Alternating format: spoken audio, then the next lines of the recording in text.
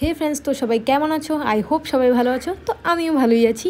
তো দেখো, আজ অনেক দিন পর মিষ্টির একটা রেসিপি নিয়ে এসেছি তোমাদের সাথে। তো মা আজ লাড্ডু বানাবে, তো সেটা তোমাদের সাথে শেয়ার করব। তোমরা দেখতে থাকো আর সঙ্গে থাকো। তো সামনেই জন্মাষ্টমী, তো মাকে বললাম মিষ্টি কিছু রেসিপি দাও যেটা গোপালকে ভোগ দেওয়ার জন্য বা অন্য কিছুতে কাজে লাগে। তো গোপালের ভোগের জন্য এটা তোমরা বানাতে পারো ঘরে। আর এটা কিন্তু বানাতে অনেক ইজি, দোকানের মতন হয় খেতে একদমই। আর মা এখানে নিয়ে নিল বেসনের পরিমাণটা তোমরা তোমাদের পরিমাণ মতো নিতে পারো, যার যতটুকু লাগবে। তো আমরা একটু বেশি করে বানালাম, কারণ পেটে একটু বেশি করেই দেবো। আর পাপাও ভালোবাসে, মাও ভালোবাসে, তো নতুন নতুন ট্রাই করছি, তার জন্য মাকে বললাম একটু বেশি করে বানাও যেন খেতে একটু ভালো লাগে। তো এখন মা ব্যাটারটাকে ভালো করে একদম ঠিকভাবে ব্যাটার বানিয়ে নিল। একদম পাতলা না, একবারে গাঢ়ও না, একদম মিডিয়াম যেটা থাকে সেটা। তো এখন এটাতে ছাঁকনি দিয়ে দিয়ে ভালো করে গোল গোল করে দেবে। আর এটা শেপটা টেরা হোক বেঁকা হোক কোনো আসে যায় না, যেটা শেপ হবে হোক। আর কেউ কেউ তো পকোড়া বানিয়েও সেটা বানায়, কিন্তু আমি পকোড়া বানাইনি, আমি বুন্দিয়ার মতো বানিয়ে তারপর ওটা বানিয়েছি। তো মা এটাকে বুন্দিয়ার মতো বানিয়ে আর এটাতে তোমরা যদি ফুড কালার দিতে চাও তাহলে দিতে পারো, কিন্তু আমি এই যেটা শিরাটা আছে রসটার মধ্যে আমি দিয়ে দিয়েছি ফুড কালার। আর তোমরা যদি বেশি ফুড কালার ইউজ করতে চাও তাহলে বেশি করে দিতে হবে। তো মার পরিমাণটা একটু কম হয়ে গেছিলো, তার জন্য আমি পরে আরও বেশি করে অ্যাড করে দিয়েছি। মা এটা বানাচ্ছিল আর মাকে আমি বলছিলাম, মা হবে কি হবে না। আমি কিন্তু এর আগেও একবার বানিয়েছি, আমি বুন্দিয়া হয়ে গেছিলো। তোমরা হয়তো আগের ভিডিও দেখেছো।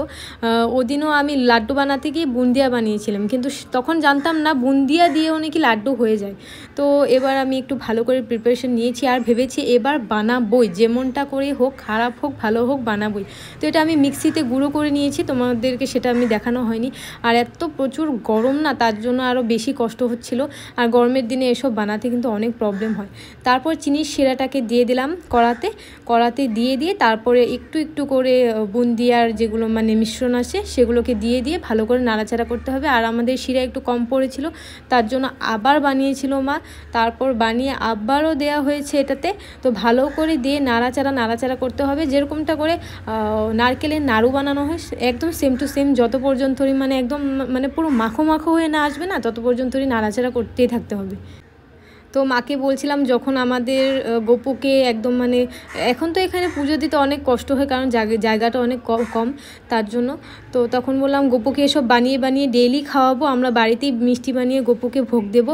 আর হওয়ার সাথে সাথে কি মানে মজা লাগছে, আমি বললাম ইয়েস হয়েছে। আর এখানে দেখো স্পাইডারটাকে, আমার এগুলো অনেক ভয় লাগে। আর এখানে একদম মাখো মাখো হয়ে এসছে, তার জন্য মারও মজা অনেক আর আমারও মজা লাগছে। তো মা ভালো করে হাতে ঘি দিয়ে তারপর ভালো করে গোল গোল করবে। একটা নাড়ুই দুটো হাত দিয়ে ইউজ করে বানিয়েছে, বাকিগুলো একটা হাত দিয়েই বানালো মা। আমি কিন্তু আচরিত, একটা হাত দিয়ে কি করে বানালো, মানে মাকে কিন্তু বলতে হবে, মা সব পারে।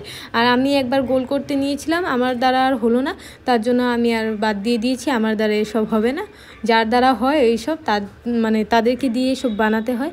তো প্রথমে সব কিছুই আমি ভাবি আমি বানাবো, তারপর জানি না আমি মাকে দিয়ে দিই, মা তুমিই বানাও, তুমি বেস্ট বানাও আমার থেকে।